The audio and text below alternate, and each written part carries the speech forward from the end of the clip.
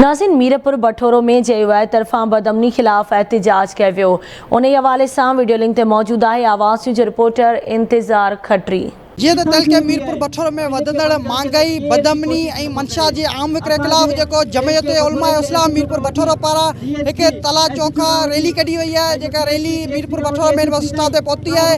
उन्होंने अगवान ने एहतजाजी मुज़ाहरो किया। अचो तो अगवान एहतजाजी मुज़ाहरे मौजूद असां उन्हनि सां ॻाल्हि करियूं तो उन्हनि जो वधीक छा चवणु। बठोरो शहर मसलन गढ़ बनी चुको है। बठोरो शहर के अंदर करप्शन उरूज ते है। टाउन कमेटी बिल्कुल गैर फ़ाल है।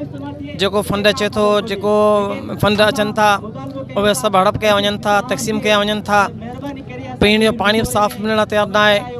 इन अलावा शहर के अंदर करप्शन बदअमनी एतरी है जो रोज़ गाड़ी जो फुनूं चोरी जो वारदातूं आम थी चुकियूं आहिनि। तालुका मीरपुर बठोरो के हवाले से है।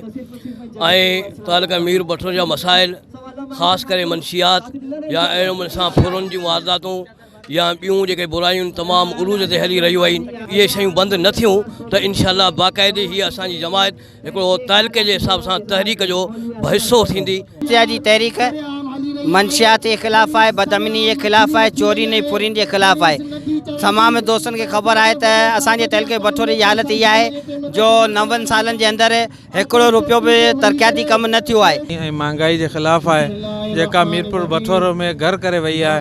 असी आला सतह के अमलदारन का मुतालबो करूँ था तो जेका मीरपुर बठोरे शहर की बजट हड़प कई वही है उनके उहा बठोरे शहर ते खर्च कराई वने।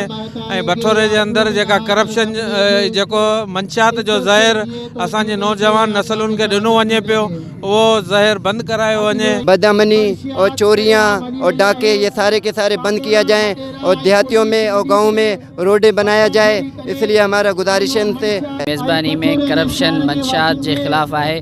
मुसलसल 18 सालन का दिल के बठोरे के करप्शन के हवाले मंशात के हवाले कयो वियो है। तहरीक पूरे तिलके में नाहिल करम निज़ाम खिलाफ़ के जागा है। बठोरे जी तिलके जी आवाम के इंशाअल्लाह एहतजाज कंदड़नि जी ॻाल्हि ॿोल ॿुधी हुननि जो इहो चवणु आहे त जेके असांजा जाइज़ मुतालबा उहे जल्द खां जल्द हल कया वञनि।